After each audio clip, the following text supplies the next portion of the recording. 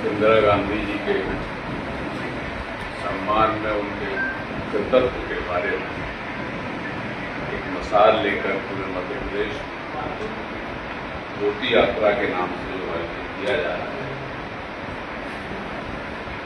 ऐसे कार्यक्रम के समारोह में हमारे सम्मानित जिलाध्यक्ष रामशेष बघेल जी, इस कार्यक्रम के प्रभारी, इस कार्यक्रम के प्रणेता और लेके चलने वाले भाई भास्कर राव जी, उनके साथी भाई योगेंद्र तोमर जी, श्रीवास्तव जी, जिन्होंने फोन किए, रामशेष बघेल साहब ने और किशोर मुदगल जी ने, आदरणीय किशोर मुदगल जी, कल्लू भाई, पूर्व जिलाध्यक्ष आदरणीय जय श्री राम बघेल साहब, मानसी पुष्पा जी, डॉक्टर राधेश्याम शर्मा जी, पूरनदास बाबा, पुष्पा जी हमारे, और सभी सम्मानित कांग्रेस के वरिष्ठ पदाधिकारीगण और साथी। इंदिरा गांधी, संविधान, राम राज, बाबा साहब, महात्मा गांधी, इनके बिना संविधान अधूरा है। जब कोई बात बोल दो तो ये मानो कि इसमें कुछ न कुछ है। भारत के संविधान को हम भले ही धर्मनिरपेक्ष राष्ट्र हैं, और इस संविधान में ये कहा गया है कि हम धर्मनिरपेक्ष राष्ट्र की स्थापना कर रहे हैं, वही महात्मा गांधी, वही सारे लोग जो संविधान सभा के थे, और वही बाबा साहब अम्बेडकर जब संविधान निर्माण करते हैं, तो राम को कैसे बुलाया जा सकता था इस देश में? कल्पना नहीं की जा सकती। संविधान के मूल पृष्ठ पर राम दरबार का पूरा फोटो, यानी ये प्रेरणा देता है कि हम राम राज्य की स्थापना करने के लिए संविधान के अनुसार देश को चलाएं। बिना धर्म के, बिना धर्म से दूर हुए संविधान की भी कल्पना हमारे पूर्वजों ने नहीं की। उनका कुछ तो मंतव्य रहा होगा, तो उन्होंने राम दरबार का पहला फोटो उसमें लगाया। आज समय अनुसार चाहे महात्मा गांधी हो, जवाहरलाल नेहरू हो, इंदिरा गांधी हो, अम्बेडकर जी हो, नेताजी सुभाष चंद्र बोस हो, सरदार वल्लभ भाई पटेल हो, हमें गर्व होता है इस बात। और दूसरी तरफ जब देखते हैं भारतीय जनता पार्टी और जनसंघ के लोगों को, तो उनके कुल खानदान में एक भी ऐसा योद्धा पैदा नहीं हुआ जो देश के लिए समर्पित रहा हो। कभी सरदार वल्लभ भाई की फोटो लगाएंगे हवाई कुनबे में दरार डालने के लिए, कभी नेताजी सुभाष चंद्र बोस का नारा लगाएंगे कि जय जवान जय किसान, वो तुम हमें खून दो हम तुम्हें आजादी देंगे, कभी लाल बहादुर शास्त्री का नारा लगाएंगे। उनके कुल खानदान में एक भी ऐसा दिग्गज और राष्ट्र प्रेमी पैदा नहीं हुआ जिसके नाम पर वो देश में वोट मांग सके और इनकलाब हो सके। ये सिर्फ और सिर्फ कांग्रेस। लेकिन कालांतर में देश की आबादी बढ़ गई, बुजुर्ग लोग चले गए, नए जवानों, नए लोगों को इस बात का इल्म नहीं रहा कि आजादी क्या होती है। आज भी दुनिया में कई देश आजादी के लिए संघर्ष कर रहे हैं। वो इंदिरा गांधी थी जिसने फिलिस्तीन का साथ दिया और इजराइल का विरोध किया।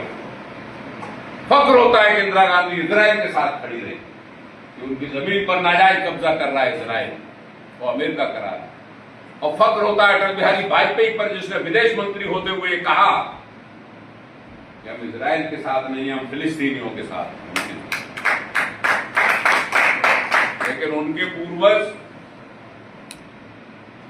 भारत के प्रधानमंत्री क्या कहते हैं कि हमारी जो भारत माता है वो इजराइल पिता है।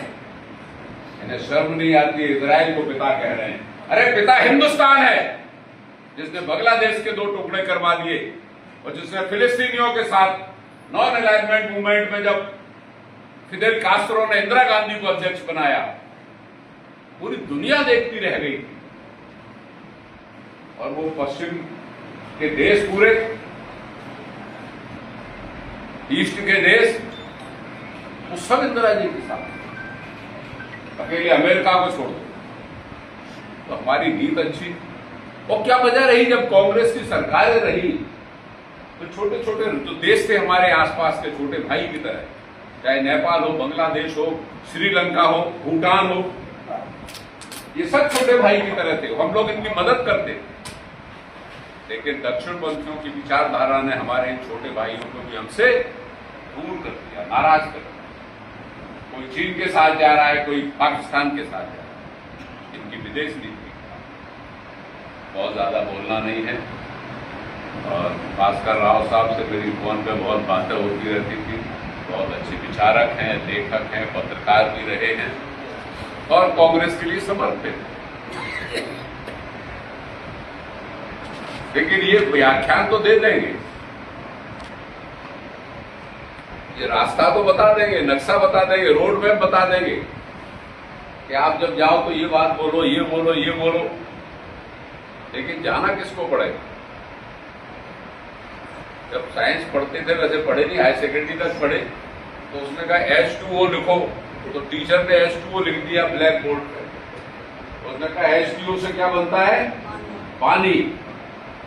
तो फिर उसने बताया कि पानी तो बन गया सूत्र में, लेकिन जब तक पानी पियोगे नहीं तब तक प्यास नहीं जाएगी। H2O पानी नहीं, लिखने से नहीं प्यास हो जाएगी। जब और बड़े हुए तो तैराकी की पुस्तकें पढ़ी लोगों ने। अच्छी पुस्तकें पढ़ने के बाद भी तैरना से कब सीखेगा आदमी? जब पानी में कूदेगा। तो भास्कर राव जी अपनी विद्वता का परिचय दे जाएंगे, बता जाएंगे कि कांग्रेस क्या है और हमारे पूर्वज क्या है और हमें क्या करना चाहिए। लेकिन मेरे भाई, तैरना तो कार्यकर्ता को पड़ेगा, तैरना तो आप लोगों को पड़ेगा। जिलाध्यक्ष बढ़िया है, मेहनत कर रहे हैं, आप सब लोग एकजुटता। और मैं बाबा के वक्तव्य के साथ हूं, भगवान दास पूरा भाषण इनके वक्तव्य के साथ है। और यही से प्रेरणा लेना चाहिए। कांग्रेस मजबूत होगी, अच्छी होगी, तो आगे बढ़ेगी। और नहीं तो ऐसे ऐसे जैसे 20 साल कट रहे हैं। क्या होता है कि जब ताकत जाती है तो जितने पिछलंकू होते हैं, जो साथ चलने वाले, वो धीरे धीरे सब साथ छोड़ जाते हैं। एक जमाना था कि कांग्रेस ही कांग्रेस थी, कोई दिखता ही नहीं था दूसरा। कांग्रेस जब कमजोर थोड़ी होने लगी, सत्ता से दूर होने लगी, तो वो धीरे धीरे किनारा करने लगी। और ये व्यवस्था है, क्या किया जाए। लेकिन हमें संगठन को मजबूत करना है और ज्यादा ताकत बढ़ाना है और आगे आने वाले चुनाव की भी पूरी तैयारी करना है। भास्कर राव जी का मैं भिंड में स्वागत करता हूँ। अच्छे विचारक हैं। श्रीवास्तव जी और योगेश भाई को भी बधाई देता हूँ। तो मुलगर जी को भी धन्यवाद देता हूँ कि मैंने फोन किया, तो मैंने कहा मैं हाजिर रहूंगा भाई। ये लोग क्या है, फिर बाद में कहते भाई साहब आते नहीं। रामशेष कहते मैं 5-6 महीने से बीमार चल रहा था और भोपाल ज्यादा रहा और दिल्ली ज्यादा रहना पड़ा, इसलिए मैं कार्यक्रमों में नहीं आ पाया भाई। जब बुलाओगे तो मैं हाजिर रहूंगा, फिर रहूंगा, तो मैं पूरे तरीके से। बहुत बहुत धन्यवाद। जय।